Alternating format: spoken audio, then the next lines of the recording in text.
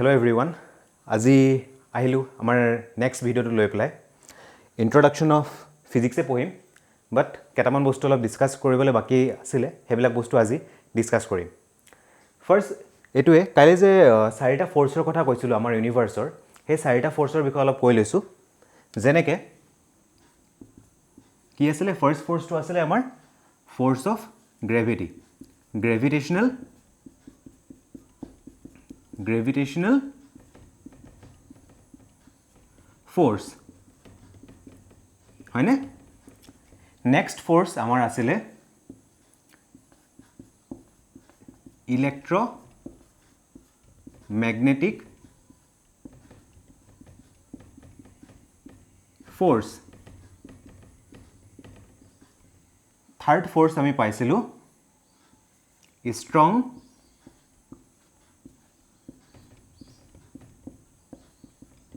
Nuclear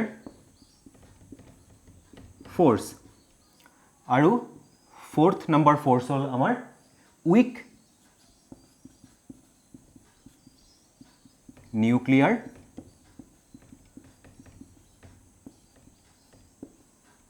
force চাৰিটা force হ'ল আমাৰ gravitational force electromagnetic force strong nuclear force আৰু উইক নিউক্লিয়াৰ ফোৰ্স আচ্ছা আমি যেতিয়া ফিজিক্সত কিবা এটা ল এটা যেতিয়া আৱিষ্কাৰ কৰা হয় সাইন্টিস্ট বিলাকে কিবা এটা ল যেতিয়া আৱিষ্কাৰ কৰে তাৰ মেইন বস্তু চাবলগীয়া এটোৱে থাকে যে হে লটো সব ক্ষেত্ৰতে এপ্লিকেবল হয় নে নহয় সব বস্তুতে হেতু এপ্লিকেবল হয় নে নহয় যেনেকে আমি এটো মুহাৰি দিছো এতিয়া কাইলে আমি কি পাইছিলো কাইলে আমি পাইছিলো অলপ আইডিয়া দিছিলো এটা সৰু এটা আইডিয়া দিছিলো নিউটনস ল অফ গ্ৰেভিটেশন আমি এটা ল এটা পাইছিলো F = G m1 m2 divided by r square এই ল এটা পাইছিলো যদি এই লটো পৃথিৱী আৰ্থ আৰু যদি মুনৰ মাজত যদি এপ্লিকেবল হৈ থাকে গ্ৰেভিটিৰ ৰিলেশন মাস থাকিলে তাৰ মাজত কিমান ফোৰ্সেস যদি আমি ক্যালকুলেট কৰিব পাৰো সিমিলাৰলি এই লটো আৰ্থ আৰু সানৰ মাজতো এপ্লিকেবল হ'ব লাগিব যদি হি আৰ্থ আৰু সানৰ মাজত এপ্লিকেবল নহয় মুন আৰু আৰ্থৰ মাজত এপ্লিকেবল হৈ আছে তাৰ মানে এই লটো আমাৰ ভ্যালিড নকৰিব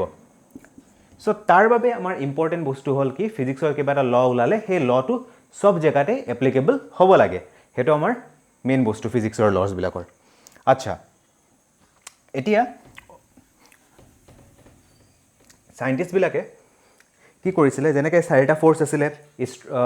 ইলেক্ট্ৰোম্যাগনেটিক force gravitational force strong nuclear weak nuclear force 1971 তিনিজন সাইন্টিস্টে কি কৰিব বিচাৰিছিল তাতে এই চাৰিটা ফোৰ্সকে একলগে লগ লগাই এটা আমি যেনেকে অলপ আগতে ইকুৱেশনটো পালো F = G m1 m2 by r square হেনকা ধৰণে এটা ইকুৱেশন এটা উলাবলৈ বিচাৰিছিলে যোনটো ম্যাথমেটিক্যাল ইকুৱেশন দি প্লাই গুটেখিনি পৃথিৱীৰ নহয় গুটে জগতৰ গুটে ইউনিভাৰ্সৰ মানে যিমান গিটা বস্তু আছে সব এটা ম্যাথমেটিক্যাল ফৰ্মুলা দিয়ে সব বস্তু আমি সলভ কৰিব পৰাকে কিন্তু হেতু তাহাতি কৰিব পৰা নাছিলে আৰু আপোনালোকে কেদিনমান আগতে এজন বিখ্যাত scientist famous scientist Stephen Hawkins 3 বছৰ মান আগতে ঢুকালে তেখেতৰো মেইন এটা এম আছিল যোনটো তেখেতে মৰাৰ আগ পৰ্যন্ত তেখেতে ৰিসাৰ্চ কৰি গৈ আছিল হেতু হল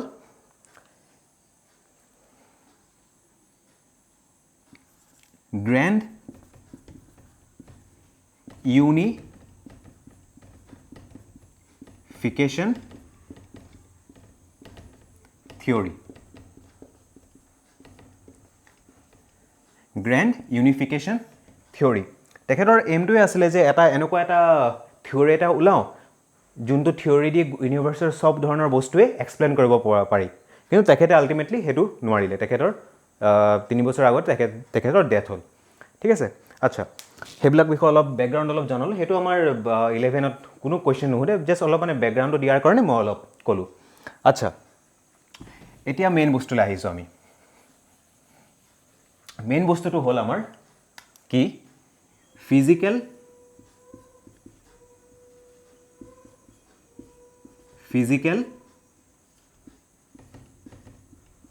কোয়ান্টিটি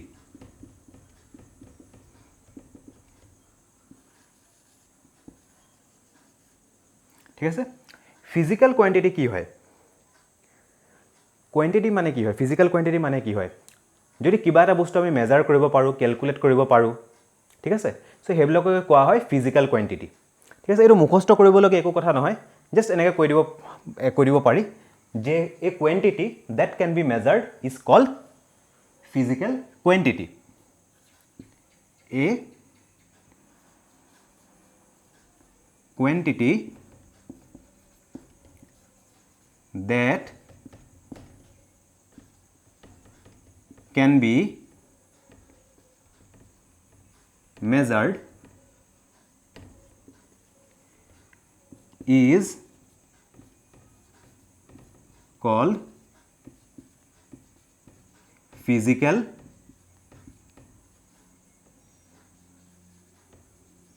quantity হয় নে সিম্পল এটা এক্সাম্পল দি আছো আপুনি ধৰক ঘৰৰ পৰা বজাৰলৈ গ'ল ধৰক টাইম লাগিলে আধা ঘণ্টা আপুনি ক'লে যে মোৰ ঘৰৰ পৰা বজাৰ যাওঁতে কিমান টাইম লাগিলে মোৰ টাইম লাগিলে আধা ঘণ্টা মানে কি হয় টাইমটো আমি ইয়াত মেজাৰ কৰিব পাৰিলো সো টাইম এটা কি হ'ব টাইম এটা হ'ব আমাৰ ফিজিক্যাল কোয়ান্টিটি ঠিক আছে সো তেনেকেই আমাৰ এই ফিজিক্সত টোটেল 7 ধৰণৰ ফিজিক্যাল ফান্ডামেন্টাল বা বেস কোয়ান্টিটি থাকে হেবিলাকৰ বিষয়ত অলপ কৈ দিছো যে এটা ফিজিক্যাল কোয়ান্টিটি মানেটো গম পালে আপোনালোকে a physical quantity that can be measured a quantity that can be measured is called physical quantity আচ্ছা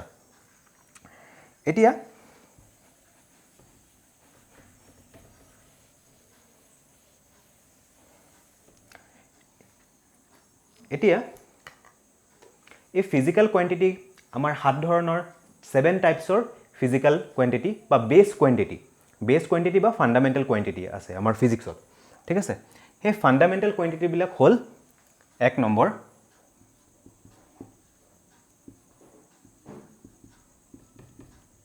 লেন্থ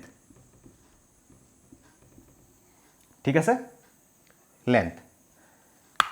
অলপ এসেৰে লিখি দিছো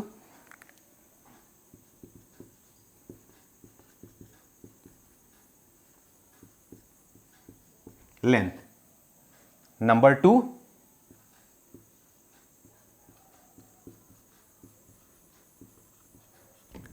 time number 3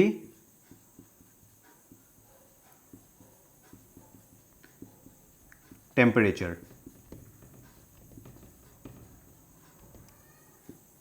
number 4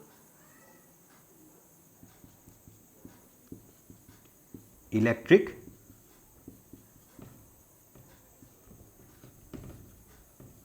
current number 5 whole amount of substance number 6 হল আমাৰ luminous intensity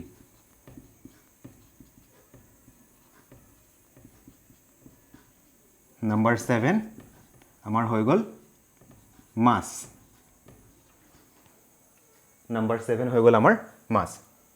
first পালো আমি length number 2 time number 3 temperature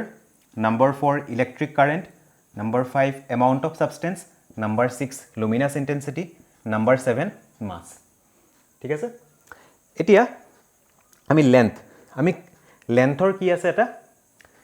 লেন্থৰ এটা SI unit আছে ঠিক আছে SI ইউনিটৰ বিষয়ে কোৱাৰ অলপ কৈ লৈছো তাৰ পিছত মই ইউনিটস বিলাক কি থাকে আমি অলপ জানি লম SI ইউনিট আছে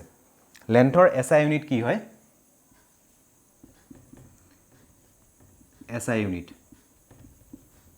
SI unit আৰু তাৰ সিম্বল থাকে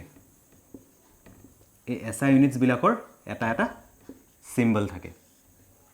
লেন্থৰ SI unit কি হয় লেন্থৰ SI unit হৈ গল আমাৰ মিটাৰ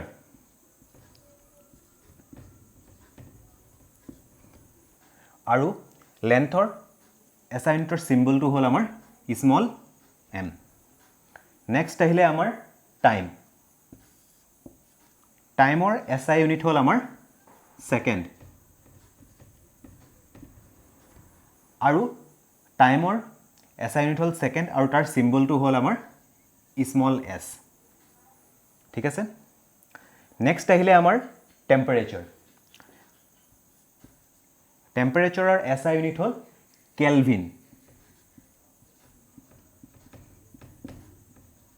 তাৰ সিম্বল হৈ গ'ল ক্যাপিটাল K নেক্সট আহিলে ইলেক্ট্ৰিক কাৰেন্টৰ SI ইউনিট হৈ গ'ল আমাৰ এম্পিয়াৰ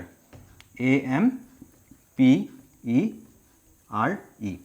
ইলেক্ট্ৰিক কাৰেন্টৰ SI ইউনিটৰ সিম্বল হৈ গ'ল ক্যাপিটাল A নেক্সট আহি গ'ল আমাৰ এমাউন্ট অফ সাবস্টেন্সৰ SI ইউনিট হৈ গ'ল আমাৰ মোল MOLE আৰু সিম্বল হৈ গ'ল MOL জাস্ট আমি ইয়াত ইটো ৰিমুভ কৰি দিলো লুমিনাছ ইন্টেন্সিটিৰ SI ইউনিট হৈ গ'ল আমাৰ কেন্ডেলা আৰু তাৰ সিম্বল হৈ গ'ল small c and small d CD next আহিলে আমাৰ মাছৰ SI ইউনিট হৈ গ'ল আমাৰ কিলোগ্ৰাম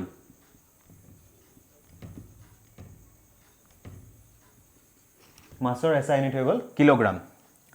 তাক আমি ডিনোট কৰো কেজি K আৰু G সো আমাৰ ফিজিক্সত বেসিক্যালি আমি টোটাল 7 টাইপসৰ ফান্ডামেন্টাল ইউনিটস পাই থাকো এই সাত ৰকমৰ যোনটো আমি ইউনিটস পালো length time temperature electric current amount of substance luminous intensity mass এইবিলাকক কোৱা হয় ফান্ডামেন্টাল বা বেস কোয়ান্টিটি বুলি কোৱা হয়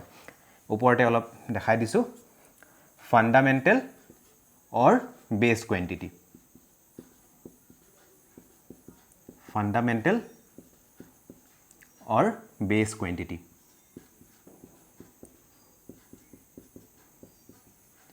ঠিক আছে এতিয়া আপোনালোকে দেখিব পাইছে যেনেকে লেন্থ তো যদি আপোনালোকে চাই লেন্থক আমি ডিনোট কৰিছো মিটাৰ আৰু তাৰ সিম্বলটো হ'ল স্মল m টাইমক ডিনোট কৰিছো SI ইউনিট হ'ল সেকেন্ড তাক ডিনোট কৰিছো আমি small s temperature SI unit হৈ গ'ল কেলভিন কিন্তু তাক যেতিয়া আমি ডিনোট কৰি আছো তেতিয়া আমি স্মল k ইউজ নাই কৰা তেতিয়া আমি কি ইউজ কৰিলো তেতিয়া আমি ইউজ কৰিলো এয়া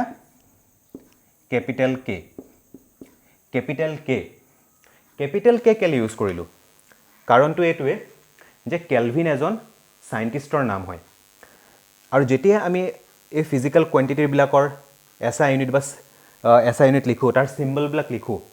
আৰু যেতিয়া এই সিম্বল বিলাকৰ নাম দিয়া হয় সাইন্টিষ্টৰ নামৰ ওপৰত তেতিয়া আমি ইউজ কৰো ক্যাপিটাল লেটাৰ ইউজ কৰা হয় আৰু বাকি বিলাক দেখি পাইছে লেন্থ এটো কাৰো লেন্থৰ unit metre SI unit metre কোনো সাইন্টিষ্টৰ নাম নহয় হেতু কাৰণে তাৰ সিম্বলটো হৈ গ'ল স্মল m নেক্সট আহিলে টাইমৰ SI ইউনিট সেকেন্ড কোনো সাইন্টিষ্টৰ নাম নহয় এটো কাৰণে তাৰ আমি সিম্বলটো দিলো স্মল s কিন্তু টেম্পাৰেচাৰৰ SI ইউনিট হৈ গ'ল আমাৰ কেলভিন আৰু কেলভিন হৈ গ'ল এজন সাইন্টিষ্টৰ নাম সেই কাৰণে তাৰ সিম্বলটো হৈ গ'ল আমাৰ ক্যাপিটাল K আচ্ছা এতিয়া নেক্সট আহিলে আমাৰ ইলেক্ট্ৰিক কাৰেন্টটো দেখিব পাইছে আপোনালোকে যে এই ইলেক্ট্ৰিক কাৰেন্টৰ আমাৰ SI ইউনিট হৈ গ'ল এম্পিয়াৰ আৰু তাৰ সিম্বলটো হৈ গ'ল ক্যাপিটাল A কাৰণ ক্যাপিটাল A ইলেক্ট্ৰিক কাৰেন্টৰ SI ইউনিট হ'ল এম্পিয়াৰ আৰু তাক শৰ্ট ফৰ্মত লিখা হয় ক্যাপিটাল A এম্পিয়াৰো এজন সাইন্টিষ্টৰে নাম সেই কাৰণে যেতিয়া সাইন্টিষ্টৰ নামত যদি SI ইউনিটৰ সিম্বলটো পৰি যায় তেতিয়া আমি তাত আমি ক্যাপিটাল লেটাৰ ইউজ কৰো বাকি নহলে আমি সিম্বল বিলাকক আমি স্মল লেটাৰতে লিখো আচ্ছা এইবিলাকক এই সাতটা ইউনিটক কোৱা হয় আমাৰ ফান্ডামেন্টাল কোয়ান্টিটি বা বেস কোয়ান্টিটি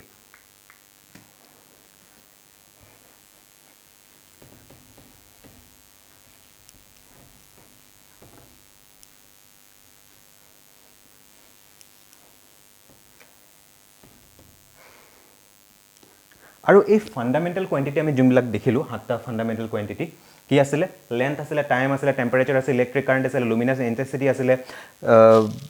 ইলেক্ট্ৰিক কাৰেন্ট আছিল টাইম আছিল মাস আছিল এটসেট্ৰা টোটাল সাতটা আমাৰ ফান্ডামেন্টাল কোয়ান্টিটি বা বেস কোয়ান্টিটি আছিল আৰু এই বেস কোয়ান্টিটি বিলাককে কোৱা হয় building block of physics. So মই ক'ব পাৰোঁ fundamental quantities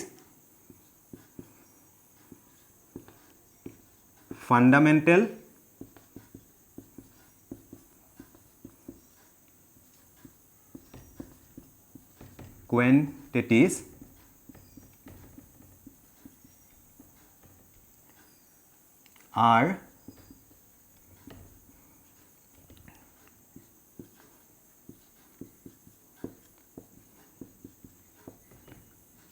building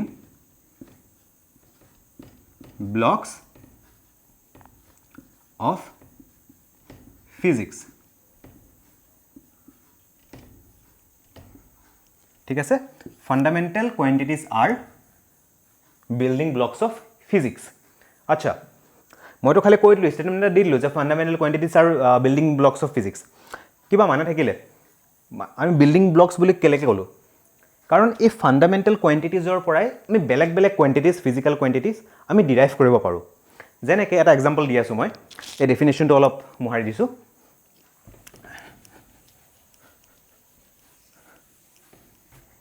যেনেকৈ লেন্থৰ এক্সাম্পল দি আছোঁ মই লেন্থ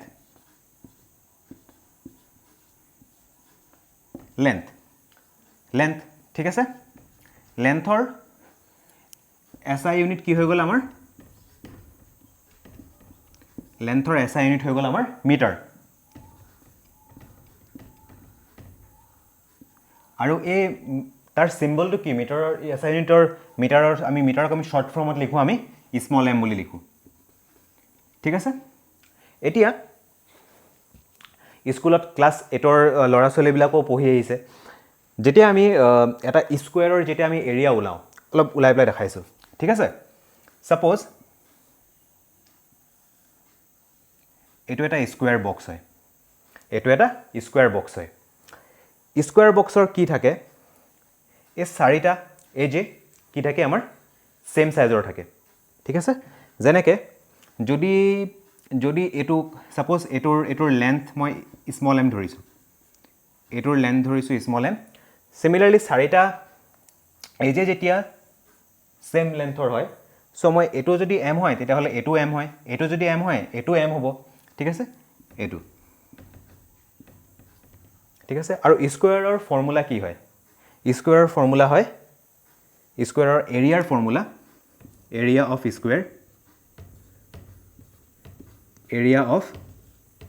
স্কুৱেৰ কি হয় এই m বিলাক কি হয় স্কুৱেৰৰ সাইড হয় এটা সাইড হয় এই এৰিয়া অফ স্কুৱেৰ কি হয় আমাৰ সাইড স্কুৱেৰ আৰু সাইডটো আমাৰ কি হয় সাইডটো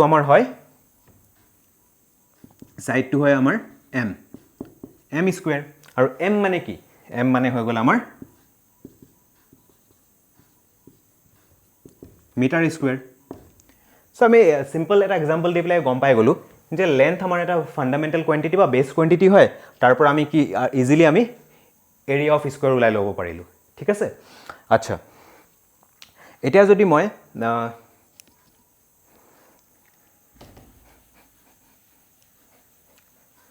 যদি মই এটা ৰেক্টেংগল বা আয়ত বুলি কোৱা হয় যোনটো অসমীয়াত যদি সেই ৰেক্টেংগলৰ যদি মোৰ এৰিয়া ওলাবলগীয়া হয় মই কি কৰিম সিম্পলি তাৰ লেন্থ লম লেন্থ থাকে আয়তৰ বা ৰেক্টেংগলৰ ব্ৰেথ থাকে আৰু লগতে কি থাকে হাইট ঠিক আছে লেন্থ ব্ৰেথ আৰু হাইট লেন্থকো আমি মেজাৰ কৰিবলৈ আমি ইউজ কৰোঁ মিটাৰ ইউজ কৰোঁ SI ইউনিট মিটাৰ ঠিক আছে ব্ৰেথকো আমি মেজাৰ কৰিবলৈ SI ইউনিট হিচাপে আমি মিটাৰ ইউজ কৰোঁ ইনটু m তাৰপিছত থাকিলে আমাৰ হাইটকো আমি মেজাৰ কৰিবলৈ এজ এ ইউনিট আমি মিটাৰ ইউজ কৰোঁ SI ইউনিট হিচাপে আল্টিমেটলি আমি পাই গ'লোঁ কি আমি পাই গ'লোঁ m কিউব ঠিক আছে এইটোটা কি হয় ভলিউম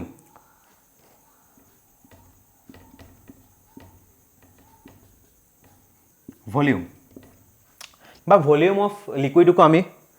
মিটাৰ কিউবত বা সেন্টিমিটাৰ কিউবত দিব পাৰোঁ যেহেতু আমি SI ইউনিটৰ বিষয়ে অলপ পঢ়ি আছোঁ সো SI ইউনিটত আমি ইয়াত মিটাৰ বুলি লোৱা হয় আচ্ছা ইমানটো লগা থাকিলে এইটো গম পালে এটা এক্সাম্পল দি পেলাই গম পালোঁ যে লেন্থক আমাৰ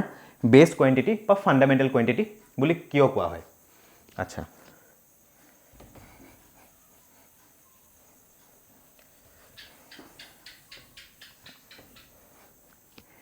এতিয়া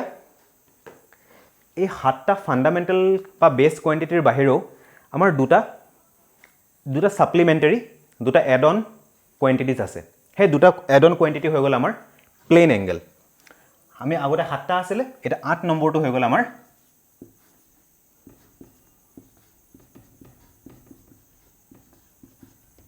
প্লেন এংগেল 8 নম্বৰটো হৈ গ'ল আমাৰ প্লেন এংগেল একচুয়ালি 7টা ফাণ্ডামেণ্টেল বা বেছ কোৱান্টিটি আৰু 8 নম্বৰ আৰু 9 নম্বৰটো যোনটো হ'ব সেইটো আমাৰ সাপ্লিমেণ্টাৰী কোৱান্টিটি হ'ব 8 নম্বৰটো হৈ গ'ল আমাৰ প্লেন এংগেল এতিয়া আপোনালোকে ভাবিছে প্লেন এংগেল কি হয় প্লেন এংগেল সবেতো স্কুলত থাকোতে গ্ৰাফটো আঁকিছে গ্ৰাফ থাকে স্কুলত হয়নে আমি 9 10তে পাই যাওঁ 8 ক্লাছ 8 ৰ পৰাই পায় আৰু আচ্ছা গ্ৰাফত আমি গ্ৰাফ পেপাৰত আপোনালোকে দেখিছে চাগে এটা কি থাকে এইফালে থাকে আমাৰ x axis আৰু এই ওপৰৰ ফালে আমাৰ থাকে y axis ঠিক আছে এইফালে থাকে আমাৰ x axis এইফালে আছে আমাৰ y axis আৰু এইফালে নেগেটিভ x axis আৰু তললে নেগেটিভ y axis ইমান কমপ্লিকেটেড নকৰো বহুত সিম্পলকৈ ৰাখিছো এয়া থাকিলে আচ্ছা এই যে y axis আৰু এই x axisৰ মাজত এটা আমাৰ কি হ'ল এটা এংগেল এটা ক্ৰিয়েট হ'ল কিমান ডিগ্ৰী এংগেল হ'ব এইটো আমাৰ 90 ডিগ্ৰী এংগেল এটা ক্ৰিয়েট হ'ব সেই এংগেলটোকে কোৱা হয় আমাৰ প্লেন এংগেল এটোকে কোৱা হয় আমাৰ প্লেন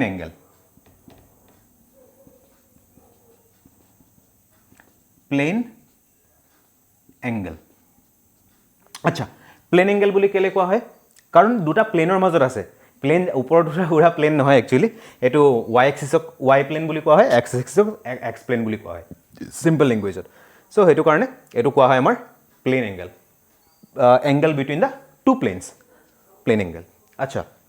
এটোৰ যেনেকে প্লেন এংগেল যেনেকে আছিল প্লেন এংগলটো কিবা এটা প্লেন এংগেলৰো কিবা এটা কি থাকিব এসআই ইউনিট থাকিব প্লেন এংগেলৰ এসআই ইউনিট কি হয় এটো ৰাফ কৰি দিছো প্লেন এংগেলৰ এসআই ইউনিট কি হ'ব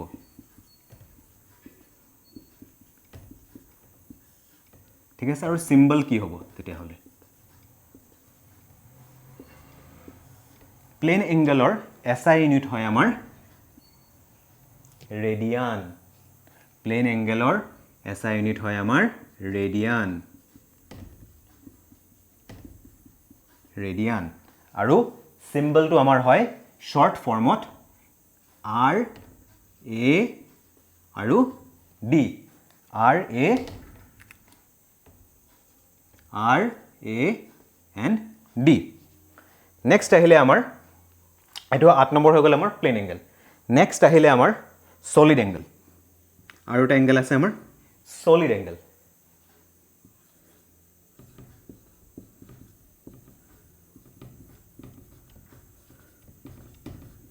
সলিড এংগেল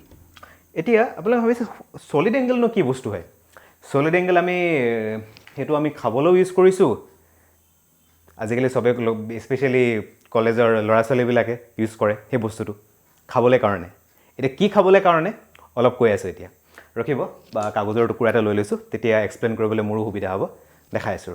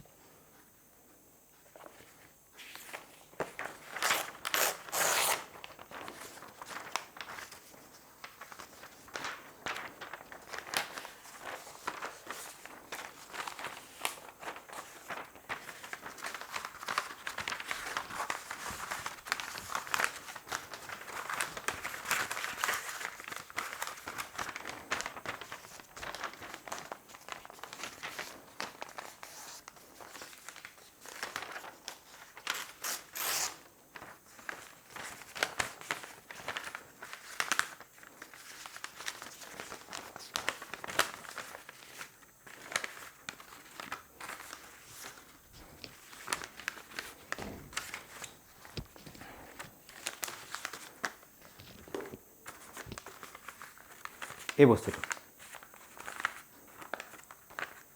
একচুৱেলি এই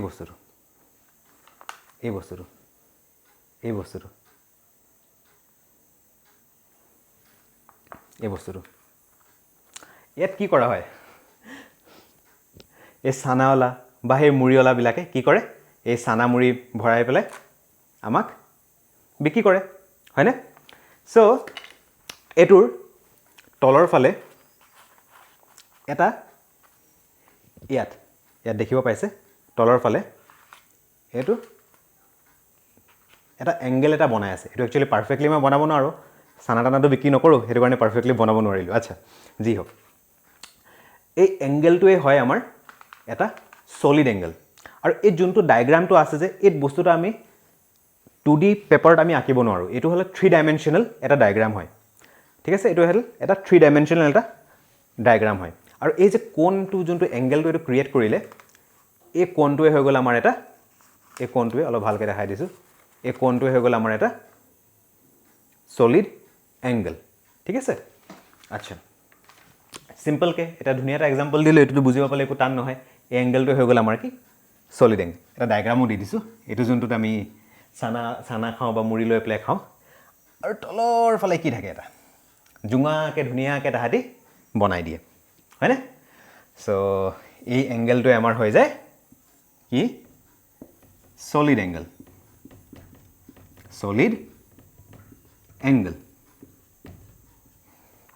এতিয়া সলিড এংগেলৰ এসআই ইউনিট কি হয় সলিড এংগেলৰ এসআই ইউনিট হৈ গল আমাৰ ইয়াত প্লেন এংগেলৰ এসআই ইউনিট আছিল ৰেডিয়ান সলিড এংগেলৰ এসআই ইউনিট হৈ গল আমাৰ স্টেৰিডিয়ান S T E R A D I A N আৰু তাৰ শৰ্ট ফৰ্মত আমি তাক লিখা হয় স্মল s স্মল r ঠিক আছে সিম্পল কি বুজি পাই গলো প্লেন এংগেলৰ বিষয়ে অলপ জানিলো আৰু সলিড এংগেলৰ বিষয়ে জানিলো সলিড এংগেলটো ধুনিয়া এটা এক্সাম্পল দি দিলো যোনটো আমি যে হে কোণৰ নিচিনা বনাই দিয়ে চানা বা মুড়ি বিক্ৰী কৰোতে হেতুৰ যোনটো মাজত লাষ্টৰ ফালে যোনটো এংগেল এটা বনাই হেতু হৈ গল আমাৰ সলিড এংগেল সিম্পল আৰু তাৰ সলিড এংগেলৰ এসআই ইউনিট হৈ গল আমাৰ স্টেৰিডিয়ান আৰু তাৰ সিম্বল হৈ গল small r small s small r বা সিম্পল আৰু একো নাই মুখস্থ কৰিবলগীয়া সো আমি আজিলৈ গম পালো যে ফিজিক্যাল কোয়ান্টিটিজ কি হয় হাতা কোয়ান্টিটি ফাৰ্স্টে পঢ়ি ললো কি আছিলে হাতা কোয়ান্টিটিজ লেন্থ আছিলে টাইম আছিলে টেম্পাৰেচাৰ আছিলে ইলেক্ট্ৰিক কাৰেন্ট আছিলে মাস আছিলে লুমিনাস ইন্টেন্সিটি আছিলে হয়নে সো আৰু তাৰ লগত আমি কি পঢ়িলো তাৰ লগত আমি পঢ়িলো প্লেন এংগেল পঢ়িলো লগতে সলিড এংগেলো আমি পঢ়িলো দুটা সাপ্লিমেন্টাৰী এংগেল ঠিক আছে সো আজি জাস্ট এটোৱে অলপ ইন্ট্ৰোডাকশন দিলো ফিজিক্যাল কোয়ান্টিটিজ কি হয় ফিজিক্যাল কোয়ান্টিটিজ কি টাইপৰ থাকে সো হেবিলাকৰ বিষয়ে অলপ জানিলো আচ্ছা আৰু এটা বস্তু অলপ আগতে মই ফান্ডামেন্টাল কোয়ান্টিটিত মই টাইমৰ বিষয়ে কৈছিলো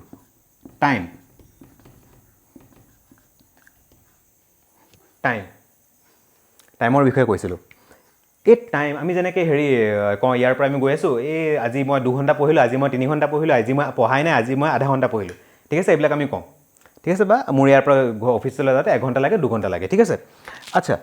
এতিয়া যেনেকৈ আমি কি চাওঁ বাৰে বাৰে আমি কেতিয়াবা ঘড়ীটো চাওঁ পঢ়াৰ টাইমতো বা এনে ঘৰত ইউজ কৰা ঘড়ীটো চাওঁ তেতিয়া যেতিয়া ঘড়ীটো আমি চাওঁ আমি কি এটা সাউন্ড পাওঁ আমি সাউন্ড পাওঁ টিক টিক টিক ঠিক আছে আচ্ছা এই যেনেকৈ যে আমি ঘড়ীৰ যেনেকৈ সাউন্ডটো পাওঁ টিক টিক টিক হেনেকৈ কি হৈ আছে সময়টো আগবাঢ়ি গৈ আছে আমাৰ এই ইউনিভাৰ্সও কি টিক টিক টিক